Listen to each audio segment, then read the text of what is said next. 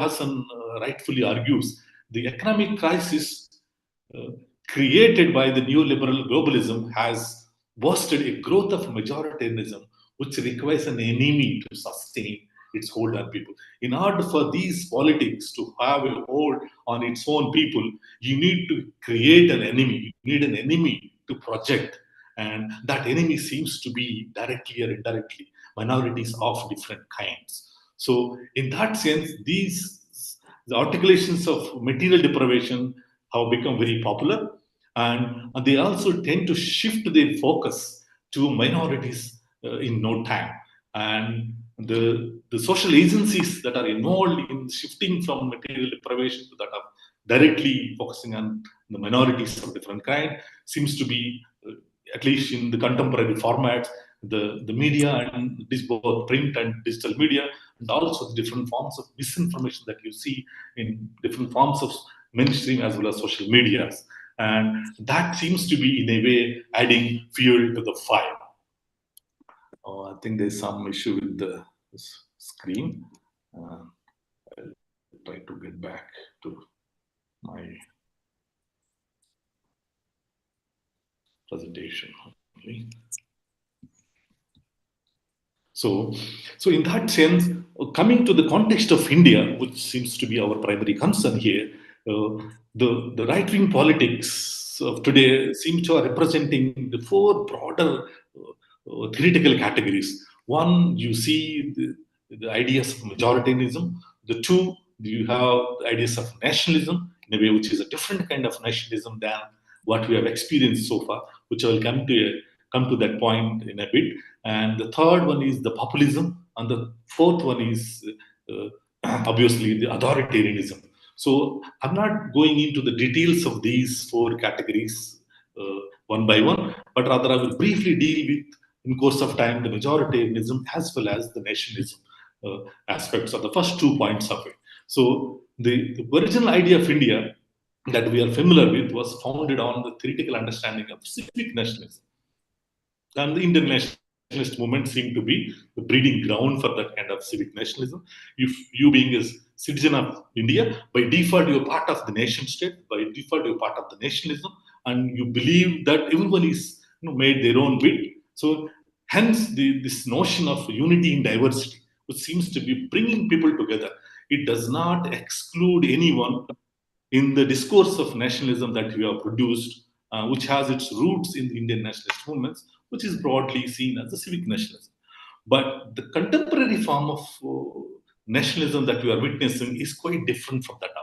So the contemporary form of nationalism seems to be pushing the idea of India on lines of ethnic nationalism, which means it wants to project the cultural other as a significant threat to your culture and your livelihood and eventually to the nation. So if somebody is not following your culture, somebody is not following your religion, it means they are seen as a cultural other and they are being viewed as a significant threat to your own culture as well as your own livelihood, which gets into the articulations of material deprivation, and also eventually they are being projected as threat to the nation state as well. So in that sense, the right-wing politics are pushing for a new paradigm of nationalism, which is different from the one that we have been familiar with through the nationalist movement. So that is the point that one has to be very clear and keep that in mind. And that's what precisely Christopher Jeffrett argues, that the ethnic nationalism merits the formation of cultural homogeneity. This new nationalism wants to kind of establish what we call the cultural homogeneity. The cultural diversity is no longer desirable, but rather we need to have a cultural homogeneity. Everyone should follow same culture, same religion, same language, and perhaps similar kind of traits and similar kind of beliefs. So, which Christopher Jeffrett argues, India is fast becoming a de facto ethnic democracy, posing serious challenges to the principles of universal equal citizenship, and which is seen as the cornerstone of Indian constitutional democracy.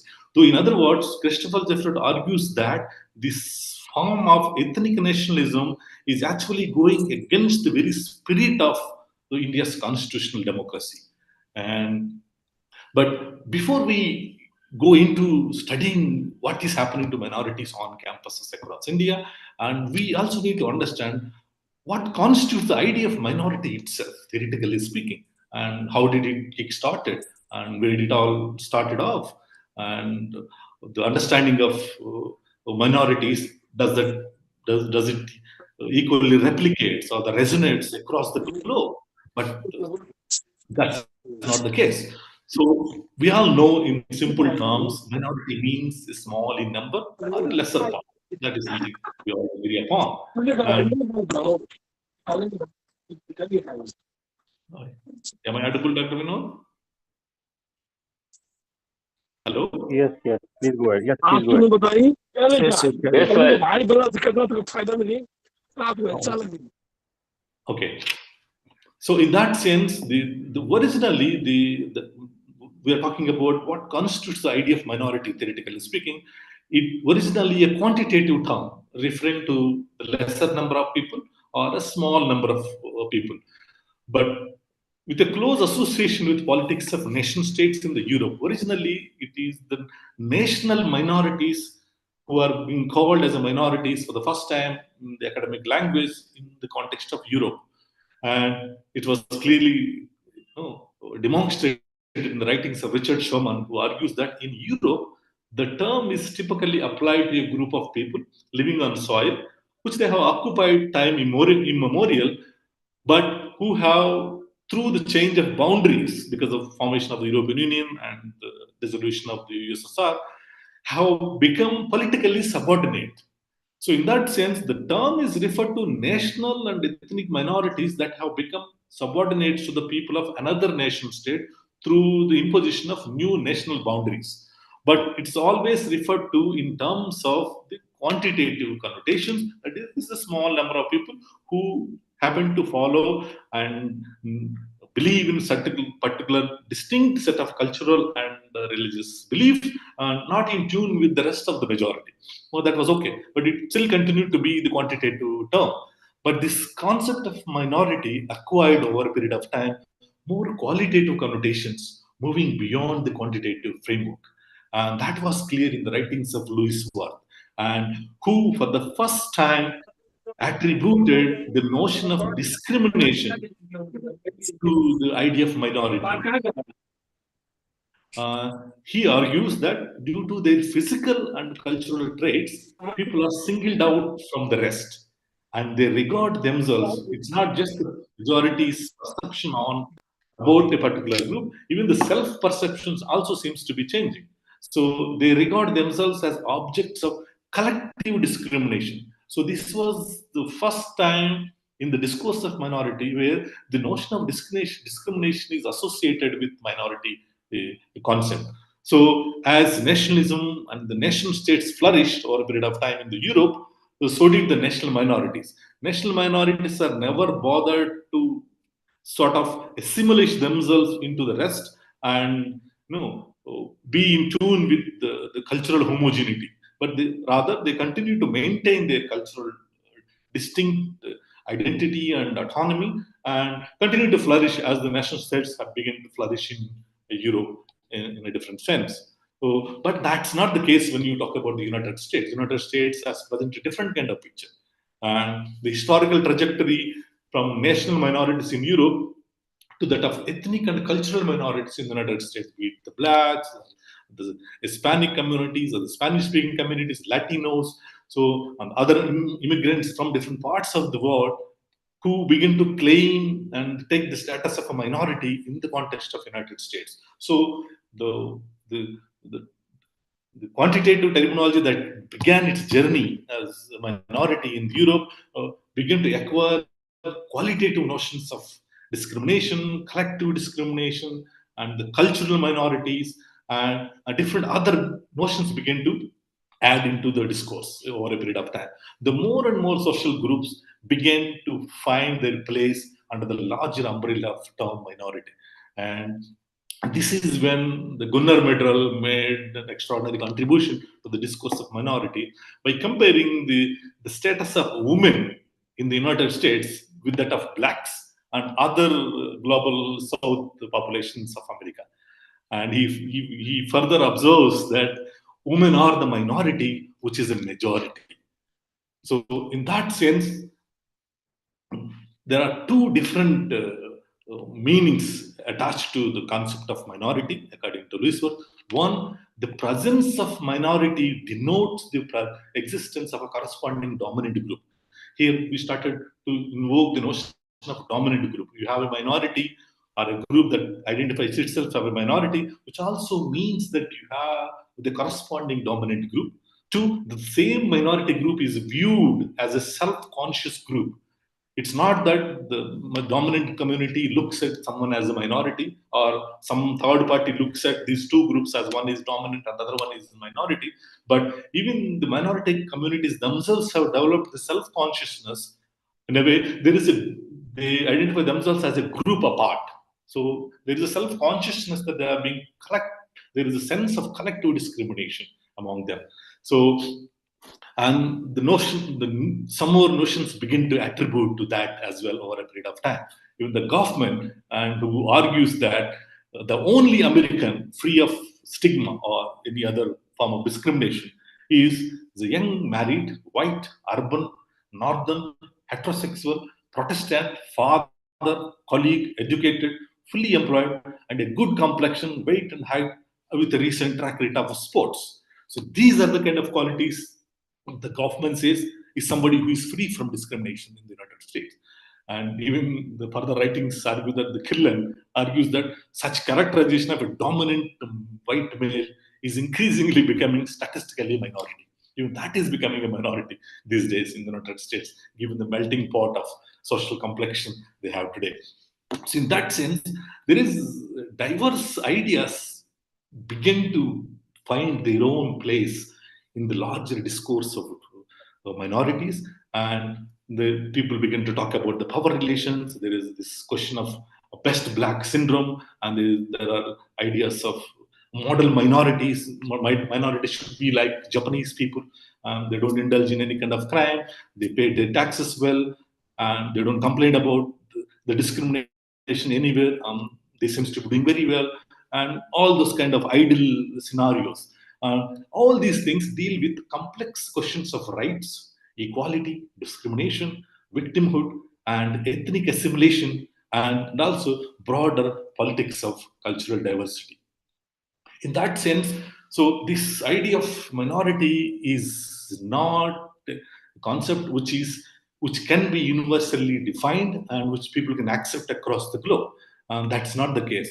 Rather, the idea of minority is very much relative in its theoretical composition, and hence we need to look at the relativity of the concept of minority. It is nearly perhaps impossible to have a definition of minority which is universally accepted. Instead, our attempt is to work towards contextually defined dynamic expressions of complex or the diverse categories of social categories or the identities. In that sense, cultural and physical differences are not sufficient parameters to define who a minority is. John Harris famously argues in his writing that some minorities are physically different but culturally similar to the majority. He talks about the blacks in the United States. And some are culturally different but physically similar. The French and the English in the Canadian context, both culturally different and physically different. He talks about the blacks in South Africa, and some are culturally and physically similar. It's impossible to detect who is a minority, who is a majority. That's the Jews in Germany. So all these different, diverse combinations of social intersectional equations only tell us that the idea of minority, the concept of minority is very, very complex, and it is difficult to have universally defined definition. Rather, one has to look for contextually defined categories of interplay of these identities. So, but why do we need to study minorities? Is there any reason why one has to study minorities academically? There are two reasons that I believe. One is both presence and absence of minorities on campuses are reflective of what I call normative values of diversity in society. It's not the empirical values that you see. Empirical diversity could be a result of historical accidents. But the normative values of diversity have to be institutionalized carefully to make sure you achieve certain desirable positive outcomes. And studying minorities on campus tells us that kind of narrative of whether that society has a normative values of diversity or not. Two, second one is one of the fundamental purpose of universities being institutions of social reform, providing a level playing field for all. So studying minorities on campus also tells us more about the universities, because universities are institutions of social reform, not just institutions of social education. It also plays a crucial role in engaging the critical ideas, sometimes contradicting ideas, to be debated and facilitated across the social boundaries of students belonging to multiple regions in a way to provide them a level playing field. So, on the one hand, you need to see the normative values of diversity in society. On the other hand, how the institutions are performing the fundamental role of being social institutions of social reform and to provide level playing field. So, based on these two reasons, there is an academic need to study minorities on campuses. In that sense, so to bring out these insights of normative values of diversity along with the fundamental purpose of universities, studying minorities in education remains an academic necessity. But the story of minorities on campuses today, in contemporary times, seems to be different. And it is different because of late, the ideas of dissent or certain political ideological affiliations are branded as anti-development because Virodi or the anti-national or Deshdrohi. So these notions have been very loosely affiliated with those who do not belong to who do not adhere to cultural homogeneity or the politics of a particular form of religious and right-wing ideological traits. So, in that sense, because of those, we have witnessed a series of violent incidents on campuses across India. And what seems to be emerging from these incidents is that there is a clear pattern of price of belonging or not belonging. You belong to a particular ideology, there is a cost that comes along with that. And there are benefits that comes along if you belong to a particular group. Or if you don't, there's a cost that you have to pay. So there are certain clear patterns of price of belonging or unbelonging seems to be emerging from university campuses with a reference to minorities. So in that sense, the minorities of any kind, be it religious, ethnic, linguistic, or cultural, they're always under constant scrutiny to prove their patriotism, to prove their love of the nation. And that is because there is large scale propaganda, large scale discourse that projects minorities as the other, the significant other who might be a threat to your culture, who might be a threat to your uh, livelihood opportunity, who might be a threat eventually to the nation state. So, in that sense, the new paradigm that is promoted by the ethnic nationalism, uh, the right wing polity makes the situation of the minorities on campuses precarious and vulnerable. They are not able to voice out between this right and the left, the large scale politics, but the story of minorities is often neglected for a period of time. So, in that sense, but if you look at the context of South Asia and also in India, so it is equally complex scenario that who is a minority in Bangladesh is not a minority in India, and who is a minority in Sri Lanka is not a minority in Pakistan, and who is a minority in these places is not a minority in China. So the political and the social composition and the landscape of South Asia presents us a very complex situation and to draw any kind of large scale conclusions across the South Asian context. So that's in the landscape of South Asia is complex and deeply diverse. Who is a minority and a particular university, even in India, may not be true in case of other university. For instance, if you take the University of Hyderabad, Hyderabad as a city, who is a minority in the University of Manu is not a minority in Usmania University, and who is a minority in these two places perhaps may not be a minority in IIT Hyderabad. So within a small city, you have such a diverse composition of students studying, and And our broader understandings of minorities is still evolving. It has not crystallized, and it is still an ongoing process in that sense. And one important point that I will highlight here before I move on to the statistical part of what we have collected, and another one is the landscape of student politics across Indian universities has fundamentally changed. And there seems to be, to my mind, there is a homogenization of student body organizations.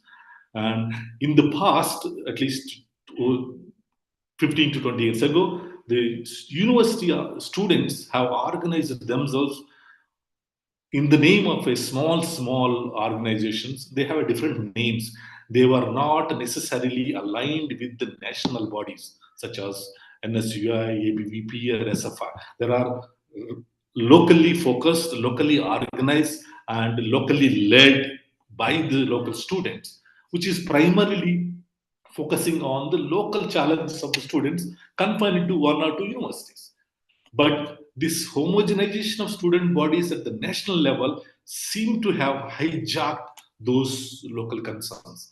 Hence, the student organizations are mandated by the national leadership and to the national issues over local issues and the concerns.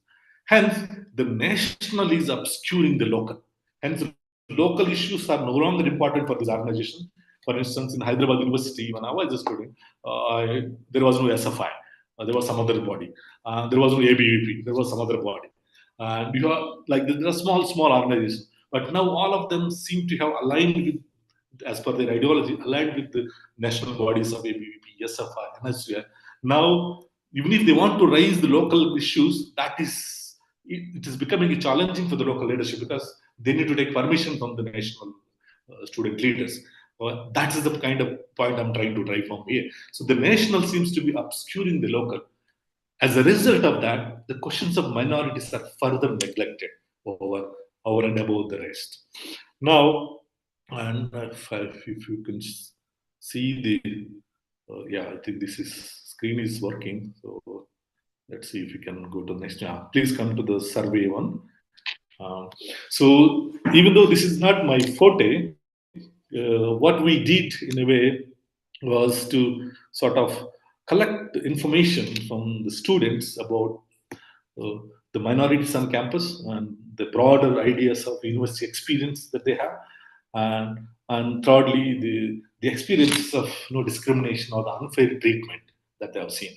And we have partnered with non-profit organizations called YouGov, and this was right after COVID. We could not travel, and we had to take their help, and and we got the ethical approvals from the University of Coventry, and they managed to get us the responses from 1,262 students of different socio-academic and cultural backgrounds, and the male being 57% and the female being 43%, and that's the kind of sampling size that we have. So we managed to collect responses from students representing different parts of India, and the northern, the central part covers about to the roughly 34%, and the southern part covers around 31%, and the east and the northeast is around 15, and the western part is roughly about 20% of the responses that we got from students. Next one, please. Yeah, thank you. So we have the wide multiple students who responded to that and who are open about their religious identity, and we have people from 37 from Hinduism and 24 from Islam, and roughly 22% from Christianity, and 5% from Sikhism, and 12% representing the Jainism and Buddhist communities. So people are very open about their religious identity, and they're asked to, if they are free to open up. Uh, please come to the next slide. Please come. Let's go further. We'll come to the last part, not this one. Come, last one called discrimination. Yeah, minorities on campus. Yeah, next one. Next slide, please. So I think we asked, what do you mean by, whom do you describe as a minority? And uh, you can understand the national discourse and the notions that are actually driving the national discourse about minorities. They predominantly believe, many of them believe that minority means religious minorities. And the next one, the dominant category seems to be the scheduled caste and the scheduled tribe. And the differently able community comes the third, and there is very less emphasis on students from the northeast. And the women and the linguistic minorities and the LGBT and the foreign nations, they're all occupied the secondary and the preference for the students, in their opinion, who they think is a minority. And so, in that sense, we also asked, please, can you rank the top five groups that you think are the most likely to be subject to unfair treatment and discrimination at your university? So, they are very clear in terms of opening up. They have clearly mentioned some of these categories, and one could see that. And the maximum number of people seem to be talking about the last four. The transgender status seems to be one of the most uh, uh, important aspect, important category that seems to be attracting people, that they are highly vulnerable for the form of discrimination. And the people who belong to social status, particularly the caste, seems to be occupying almost 40% and above. And the mental health and the physically disabled and impaired and the learning disability and also the sexual orientation, people who are not straight or the LGBTQ community seems to be the ones who are actually at the higher risk of being ill-treated or discriminated on university spaces more than any other. So it's not only the religion that is important here. Even other parameters seems to be playing a very significant role in terms of attracting the people to be ill-treated on university spaces. The next one, please. So we even asked them a lot of other things, but we liked one of it is very important. Can you suggest any ways in which universities could be tackling this issue? If you are aware of an example of good practices, please share. So there are different kinds of things, including to the extent of making turn the gym facility into a recreational center, creative parking unit, or different kinds of suggestions people have made within their understanding. And but we have a few interesting ones that we highlighted. The one, look at the 33, the humanity should be made compulsory to each student, so that it promotes critical thinking and should be encouraged with other things. The university should be made such a place where students can present their real self without fear and all that. But most important thing that we have seen is the 39. Somebody wrote, "You need to be kind." So that, even though that word looks very simplistic, but it speaks volumes about how some of our own students and the university spaces are treating our own students. And in other words, we are not kind enough. That's the lesson that these ideas are driving us home. Next one, please. So it is the key takeaways from these is that so 75% of respondents agree strongly with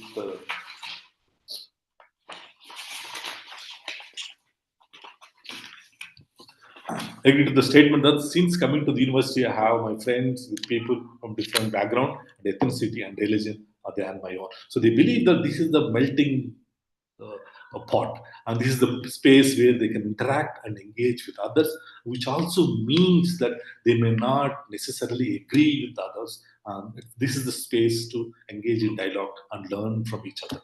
So around 63% of respondents agreed and strongly agreed to the statement that student minorities make a valuable contribution to the university life. They all agreed. Around 63% they believe that the presence of minority students actually makes a huge and valuable contribution to the university campuses.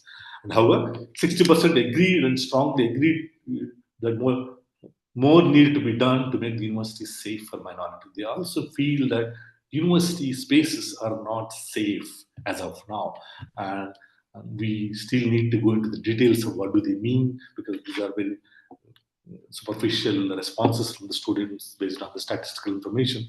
And around 67% agreed and strongly agreed that more needed to be done to make the university safe for the women. And so, in that sense, be it minorities of different categories, and particularly the women, more than half of them believe that these are not safe enough of spaces for students. And this is the last segment. I think I'll take 5 to 10 minutes. We'll wrap it up afterwards. The next one is about unfair treatment. We asked how concerned or unconcerned are you about the discrimination on campuses? And around 35% of themselves they are very concerned.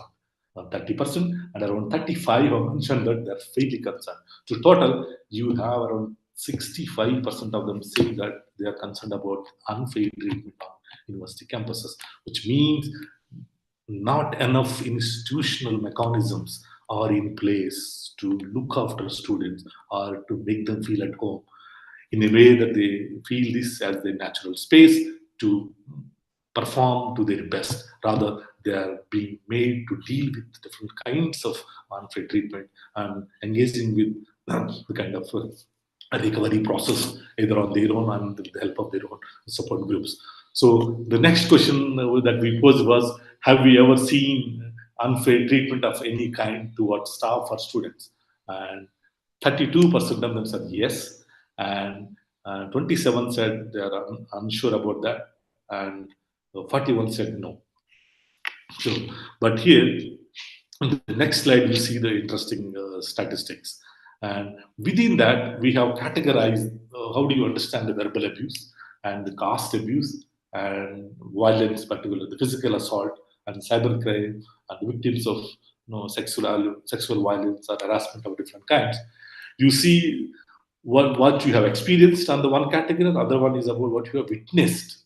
You're not a direct victim of that, but you have seen that happen. So at every stage of you have staggering numbers, and and if you see what is more stunning is not about the percentage of responses they said about they have experienced and they have not experienced. And people who mentioned prefer not to say is at every stage it's more than 20%, which means they do not feel comfortable enough even to talk about it, even to mention that on paper. And that seems to be the fundamental paradox that we experience in university spaces. Students are not comfortable enough even to talk about what they go through and what their friends are going through, perhaps. So, which is actually very concerning. Can you please come to the last slide? I think it's okay now. We'll come to the last slide. Last one. So in that sense, there is 73% of respondents agreed that my university is where people come from different backgrounds and beliefs get on well together. They are supposed to get on well together, but universities are not doing enough. And 67 are concerned or fairly concerned about unfair treatment, which is available. These are not unfair treatment that may happen to one or two individuals. Some of them might have been institutionally being there for a longer period of time. And there is also the concern of low reporting. Even if you go through a particular form of discrimination or unfair treatment, you do not know whom to report, whom do you approach, and those readdressal processes are not clear to the students. And 32% have seen unfair treatment towards staff and students on campuses. And, and importantly, the cunning of discrimination is never straightforward.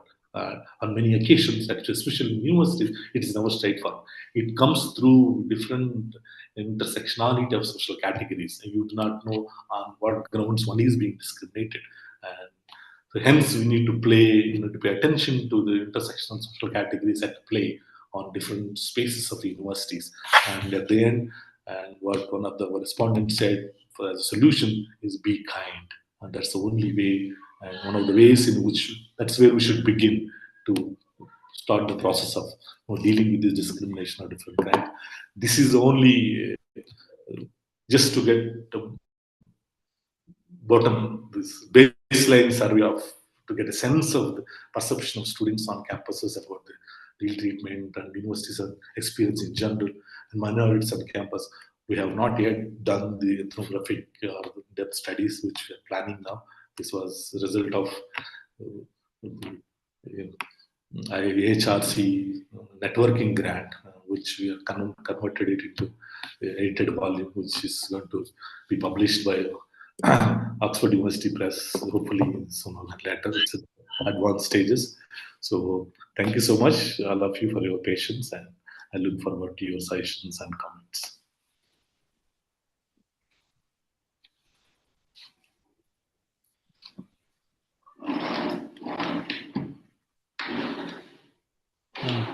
Please ask questions if you have any.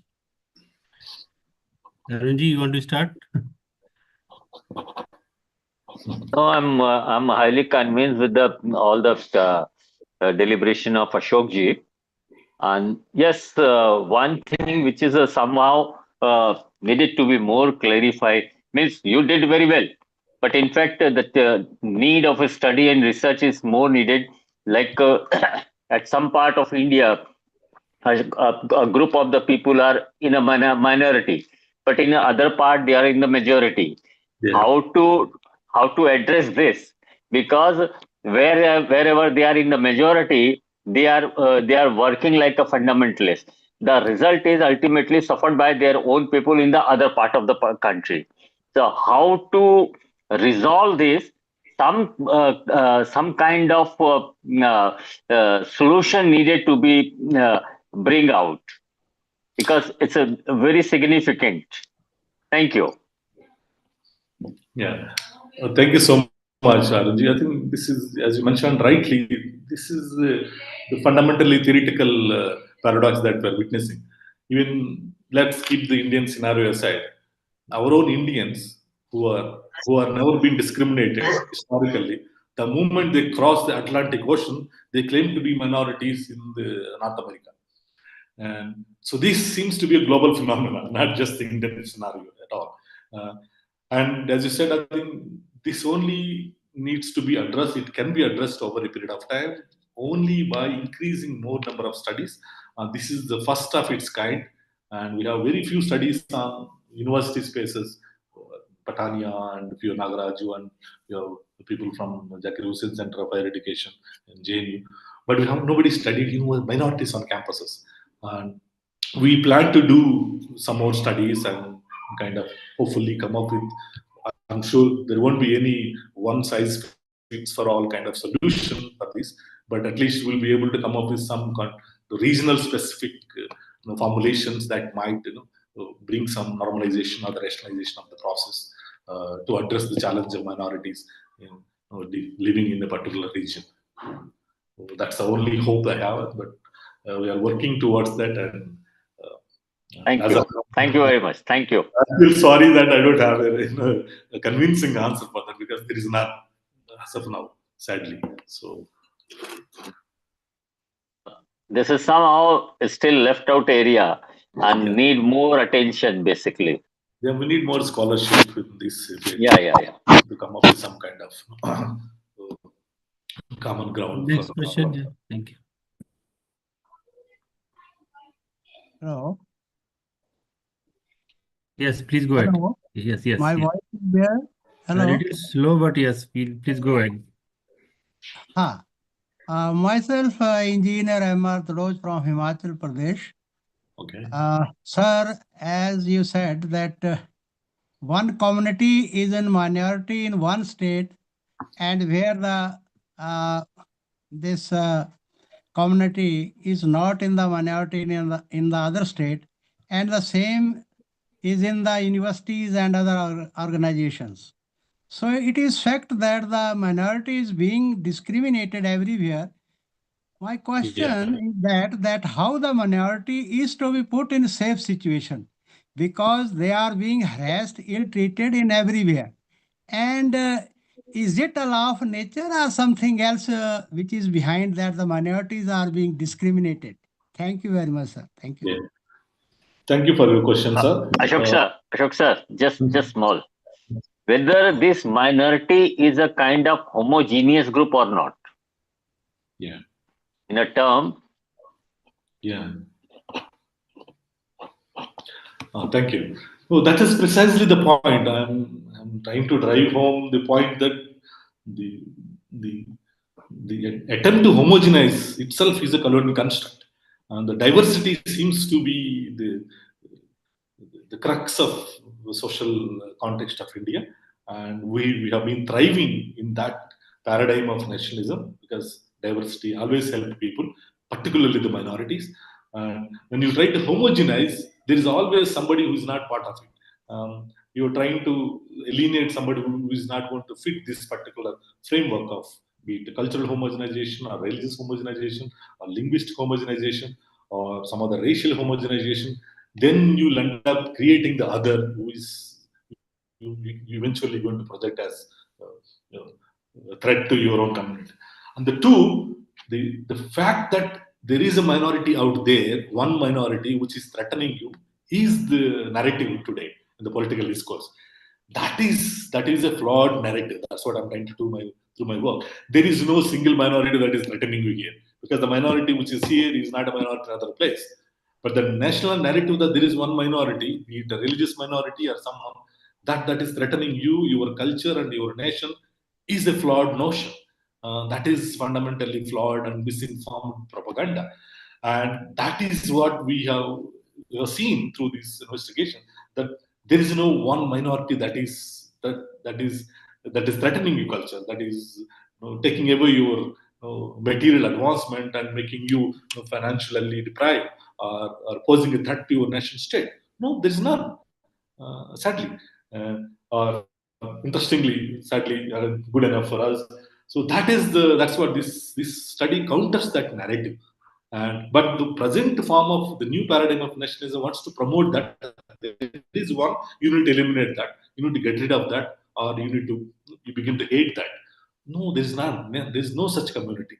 That is a fictitious and imagined minority, which is your enemy. The, that is the essentializing of the other. But here, if you begin to if you go into the theoretical compositions of the minority, your gender is a minority, your woman is your minority. And a very Linguistic minorities you have racial minorities, you are ethnic minority, you have multiple minorities at every place.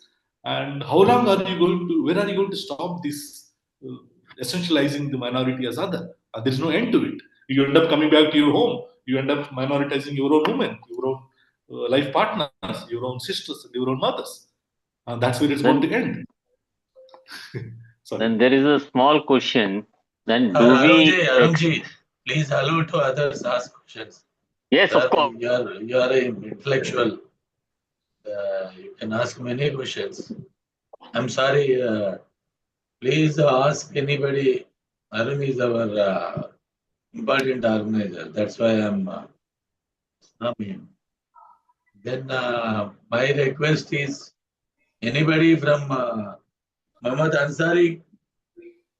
He opened his video and went out. Okay. From Kerala. Anybody can ask from Kerala or other places.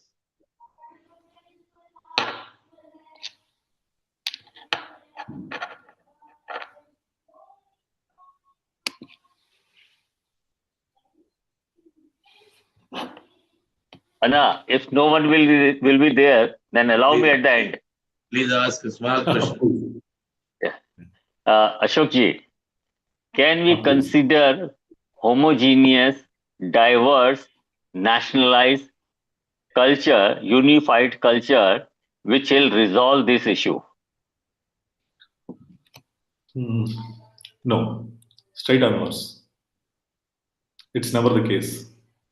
And I think that would have been a possibility maybe in the 17th and 18th century. But in contemporary times, it's absolutely not. That is the attempt that Donald Trump is doing in the United States. That's the attempt that Boris Johnson wanted to do in UK. She failed.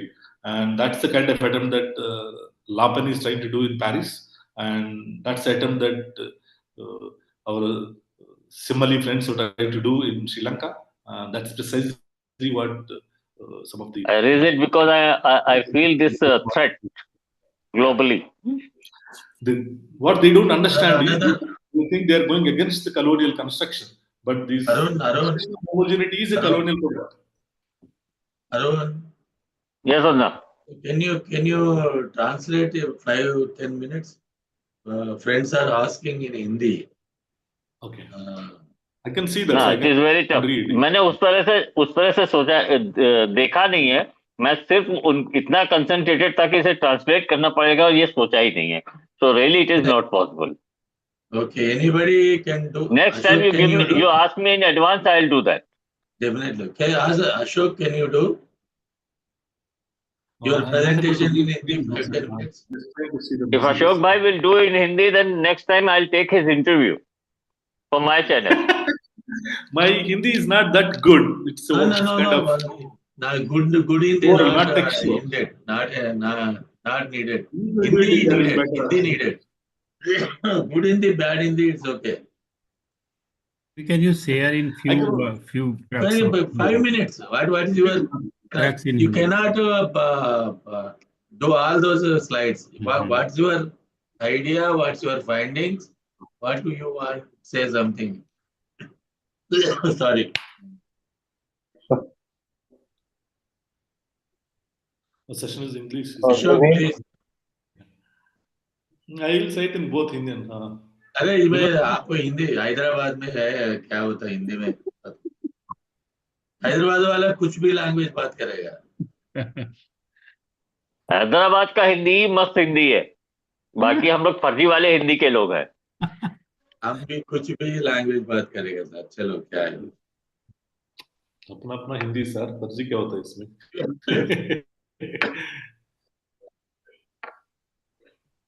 Vinodji, can you please tell me the essence of those questions in The Hindi? question, no, what we are asking for you, that if you can summarize your main findings in Hindi for the audiences who don't understand the English, like that. Only in few 2-3 minutes. 2-3 minutes also is enough. So I don't know whether I can do justice, but I'll still be using English words. So मैंने सिर्फ इतना You can also use बताने English की words, कोशिश, but I'll use that. So यही बताने की कोशिश किया कि जो माइनॉरिटी शब्द है वो बहुत ज्यादा डाइवर्सिटी है. ये एक नहीं है, इसके अंदर बहुत सारे फोल्डर्स है, अलग अलग जातियों का, अलग अलग धर्म का, अलग अलग भाषा का लेकर, अलग अलग रीजन्स को लेकर, उनका रिश्ता, ये सारे हम इंग्लिश में सोशल कैटेगरीज बोलते हैं, इन सारे को लेकर अलग अलग मसला है इसके अंदर. कभी एक नहीं है, एक सिंगल ग्रुप नहीं है. सो बहुत सारा डाइवर्सिटी है अंदर, एंड उसको समझने के लिए भी हमें अलग अलग मेथड्स चाहिए, उनको पढ़ने के लिए, उनको एनालाइज करने के लिए. अगर हम इन सबको एक जैसा कभी नहीं देखना, तो जो माइनॉरिटी एक जगह पे है वो दूसरी जगह पे माइनॉरिटी नहीं हो सकता है. वो ये दोनों जगह पे माइनॉरिटी हो सकता है, वो दोनों दूसरी तीसरा जगह पे माइनॉरिटी नहीं हो सकते. सो इस मामले में वो जो हमारा साउथ एशिया है, बांग्लादेश, इंडिया, पाकिस्तान, श्रीलंका, चाइना, वो बहुत ही अलग किस्म का डाइवर्स वाला मामला है. बहुत अनेकता अलग है इसमें, एकता नहीं है. यूनिटी है, लेकिन वो डाइवर्सिटी का अलग कॉन्सेप्ट है इसमें भरा हुआ है. सो माइनॉरिटी को समझने के लिए इसका अंदर वाला जो भी एक एक रीजन का, जो रीजन के हिसाब से जो अपना अपना कल्चर है, अपना अपना भाषा है, अपना अपना तरीका है, उस सबको पढ़ने का बहुत जरूरत होता है. तो सबको एक इकट्ठा करके एक साथ नहीं जोड़ सकते हैं. तो पॉलिटिकली पॉसिबल है, लेकिन पढ़ने का टाइम पे तो अलग से देखना है, तभी तो हम हर एक कम्युनिटी को हम जस्टिफिकेशन दे पाएंगे अपना स्टडी में या कोई भी पॉलिटिकल मूवमेंट में. सो बस इतना ही बताना. और मेरा एक छोटा सा रिपोर्ट था जो हमने यूनिवर्सिटी के स्टूडेंट से कलेक्ट किया, कितना लोग जो डिस्क्रिमिनेशन शायद अपना क्या यूनिवर्सिटी जाने के बाद वो एक्सपीरियंस किया होगा, स्टूडेंट से, अपना साथियों से, या वो टीचर से, या कोई स्टाफ से. सो बहुत सारे लोग ने क्लियरली बताया है कि अप टू 60% लोग ने बोला कि उनका, बहुत सारे लोग खुद एक्सपीरियंस किया, तो किसी ने उनके साथ भेदभाव किया, अपना दोस्तों के साथ भेदभाव होते हुए भी देखा है. सो ये दोनों में बहुत क्लियरली वो लोग बच्चे ने बताया कि वो ठीक नहीं चल रहा है. सो अभी भी वो लोग अभी भी मानता है कि माइनॉरिटी लोग यूनिवर्सिटी आने की वजह से बहुत वैल्यूबल है यूनिवर्सिटी के लिए. बहुत सारा अच्छा चीज हो जाता है यूनिवर्सिटी में, अलग कल्चर सीखने के लिए, अलग भाषा सीखने के लिए, अलग तरीका समझने के लिए, लेकिन तो उन सबको भी भेदभाव होने का ज़्यादा पॉसिबिलिटी है। सो वो हम इसके लिए हमें सेफ गार्ड्स या कोई इंस्टीट्यूशंस में पॉलिसीज लगाने की जरूरत है। सो उसी को लेकर मैंने थोड़ा बहुत डेटा भी आपके सामने रखा है। So hope I made some sense. You tried best. Yes. Thank you, Ashok Karu. Thank you very much. I think your presentation is very enlightened and it's very deep study. Then another thing is we are going to do a publication on all those lectures. Please prepare your lecture in the text mode. Okay. Please send to us. This is already in the process, sir. Actually, this is Oxford University Press is publishing. I'm editing the volume based on all these findings, and I have collected 10, 8, 9 essays. No problem, no problem. What is the major lecture? I think it will be goes on 2026 January. After that, all these lectures we want to publish. That is the one thing. Okay. Second thing is this lecture. I think could next level also. Then you are and others also can do that, because what are the provisions included in the constitution? Then minority issues is not only education, there is so many areas are spread out. Then next level 2-3 lectures also we are every aspect we are thinking in that lines. It is not enough one lecture an issue, even minorities, even Dalits, even women, tribals. Then any kind of thing. Anyway, it's a long process. That is the 11th lecture. We are going to finish 75 lectures. That's great. It will be a very long way. Please suggest also your friends, whoever they are in studying different issues. Anything we can connect to the constitution. That is not the issue. Everything is related to the constitution. Constitution related every issue. That is vice versa. Yeah. Thank you very much. Thank you, Vinod and all others. Thank you everyone for inviting me over. It's really a privilege. And I get to meet Lakshmi sir first time. So I heard about you, but I never met you in person. Thank you. Which district you are belongs to? Sir, I mean, I come from coastal Andhra. I'm from Tenali. Which district? Which district? District Guntur. Huh? Guntur. Now it is Bapatla. Now it is Bapatla, yes. Okay. Anytime, if you come to Hyderabad, please let me know. We can meet. I will do that, sir, definitely. So, and I lived in Himachal for almost 6 years. I think there was somebody from Himachal who was asking. I was in Himachal Pradesh, there is a good movement. The Saptan movement is going on. Yeah. In Kerala also is going on. That's why many people from these states. I was in Mandi for 6 years. I thought that Sukhdev Vishwaprem ji is there. आप आया क्या? Sukhdev ji.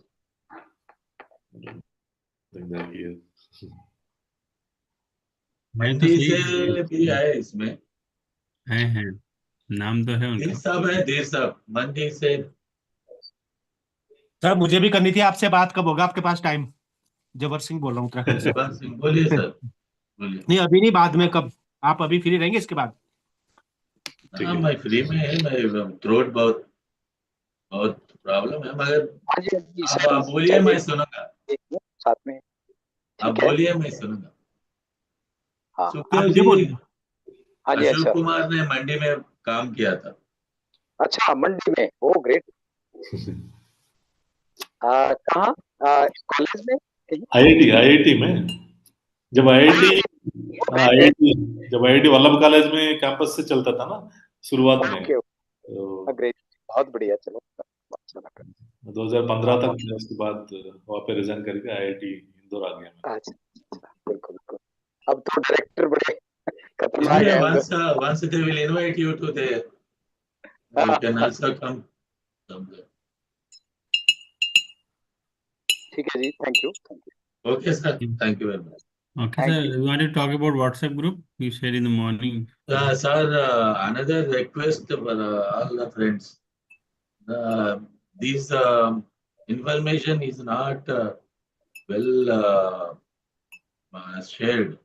That's why my request is please share every state in those states, different groups. That's why we want to have a national-wide some group for this lecture. Every state should give 3-4 names. Then we have to send those names, and it is good to the share the thing. Thank you, sir. Thank you. Thank you, Ashokji and all. Thank you very much. Thank you so much for Yes, having thank me. you, sir. Thank you. It's a pleasure. Thank you. Thank you. Thank you, Ashokji, Lakshmi. Thank you, all of you. Have a Thank good you, night. Ashok ji. Thank you to you all. Thank you very much. Thank you so much. Thank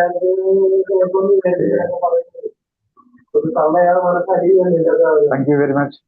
Kerala. Thank you. Ambujakshan garu.